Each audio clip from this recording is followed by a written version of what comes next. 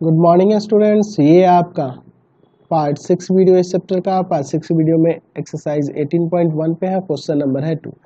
कह रहा है निम्नलिखित फलनों के उच्चतम या निम्नतम मान यदि कोई हो तो ज्ञात करिए। यानी कि हमें इसमें मैक्सिमम एंड मिनिमम वैल्यू निकालना है यदि है तो। ठीक है, चलिए पहला क्वेश्चन देखते हैं।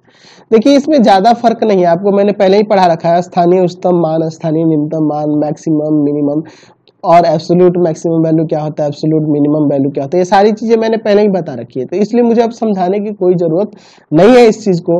हमें इसका मैक्सिमम और मिनिमम वैल्यू निकालना है। तो जिस तरह से हम लोग स्थानीय उच्चतम या निम्नतम मान निकालते हैं, वही तरीका है आपका मैक्सिमम और मिनिमम वैल्यू निकालने का, वही सेम ही है।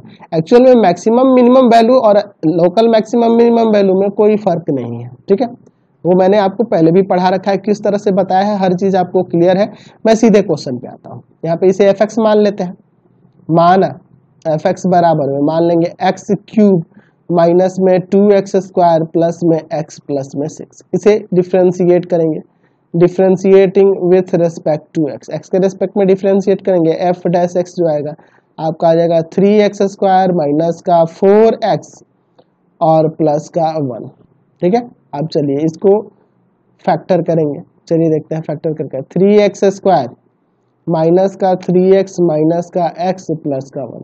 यहाँ से 3x कॉमन करेंगे, यहाँ बच जाएगा x माइनस 1। इन दोनों में कुछ नहीं तो 1 कॉमन होगा, x माइनस 1। x माइनस 1 बाहर निकल जाएगा, 3x माइनस 1 बचेगा। यह आपका f डैश x आया। देयरफॉर f डैश x के बराबर में 0 रखेंगे, f डैश x बराबर में 0। तो यहाँ से हम लोग क्या देख रहे हैं कि x माइनस 1 और इंटू में 3x माइनस 1, यही ना आएगा आपका। तो यहाँ से x बराबर एक 1 आ जाएगा और x बराबर में एक 1/3 आ जाएगा। यही ना दो बिंदु आएंगी। चलिए आप दोनों तरीके अपना सकते हैं, या तो आप फर्स्ट डेरिवेटिव टेस्ट से चलो या सेकंड डेरिवेटिव टेस्ट से भी हम लोग चल सकते हैं। चलिए इसको सेकंड डेरिवेटिव टेस्ट से करते हैं। क्योंकि आपका f डैश x आ चुका है। f डैश x आपका ये है 3x स्क्वायर माइनस का 4x प्लस 1। इसको इसलिए लिख रहे हैं, इसको भी लिख सकते थे लेकिन इसका डिफ्रेंसिएशन आसानी से आपको दिख रहा है, तो इसको डिफ्रेंशिएट करते हैं विथ रेस्पेक्ट टू x। यहाँ से आपका f डबल डैश x क्या आ जाएगा यहाँ पर, तो आ जाएगा 6x माइनस 4। चलिए अब दोनों बिंदुओं पे देखते हैं। एट x इक्वल टू 1 पर क्या आ जाएगा, f डबल डैश 1 बराबर में आ जाएगा 6 गुना 1 माइनस 4। तो 6 कम 6 में से 4 जाएगा 2 जीरो से बड़ा है, यानी कि x बराबर 1 जो है आपका पॉइंट ऑफ मिनिमा है। पॉइंट ऑफ मिनिमा है x बराबर 1 क्या है आपका, point of minima, point of minima. ठीक है, और हमें मिनिमम वैल्यू निकालना था इसका। तो यहाँ से हमें मिनिमम वैल्यू निकालने के लिए मिनिमम वैल्यू निकालने के लिए हमें फंक्शन में ही रख देना होगा। तो फंक्शन आपके पास दिया हुआ है, यही ना आपके पास फंक्शन के फॉर्म में दिया है। चलिए इसमें रख देंगे। तो 1 का क्यूब माइनस 2 इंटू 1 का स्क्वायर प्लस में 1 प्लस में 6। चलिए 1 माइनस 2 प्लस 1 प्लस 6। ये देखो 1 1 2 2 में से 2 गया 0, 6 बच जाएगा आपका। तो मिनिमम वैल्यू हमारा यह 6 आ गया, मिनिमम वैल्यू। अच्छा अब देखते हैं एट x इक्वल टू 1/3 है ना जी, एट x इक्वल टू 1/3 एक वैल्यू आया है।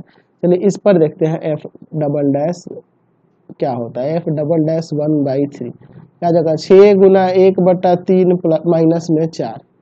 तो इसको काट देंगे 2 बार में, तो 2 में से 4 घटाएंगे माइनस का 2 जो कि 0 से छोटा है, 0 से छोटा है, यानी कि x बराबर 1/3 क्या है आपका, point of maxima, point of maxima है। और मैक्सिमम वैल्यू भी निकालना था हमें। मैक्सिमम वैल्यू क्या होगा, तो मैक्सिमम वैल्यू वही उस फंक्शन में रख देंगे 1/3। चलिए यही ना है आपका 1/3 का क्यूब माइनस 2 इंटू 1/3 का स्क्वायर प्लस में 1/3 प्लस में 6। चलिए अब इसको सॉल्व कर देते हैं। तो क्या आ जाएगा यहाँ पर 1/27 माइनस देखो 2/9, ठीक है, और प्लस 1/3 प्लस में 6। यहाँ एलसीएम ले लेते हैं 27, 1 माइनस यहाँ देखो 3 गुना 6 हो जाएगा, यहाँ भाग करेंगे 9 एकम 9 और प्लस यहाँ कुछ नहीं नीचे 1 में 27 से भाग में 27 में 6 से जाकर गुना करेंगे। तो 6 7 42 का 2 4 और 6 दूना 12 और 4 16। ठीक है, तो देखो ये 9 1 10 और 10 में से 162 में से 6 जाएगा तो 166 बट्टा में 27 इसका मैक्सिमम वैल्यू आ गया। देख रहे हैं ना, कोई दिक्कत नहीं है इसको भी बनाने में। अब चलो इसका सेकंड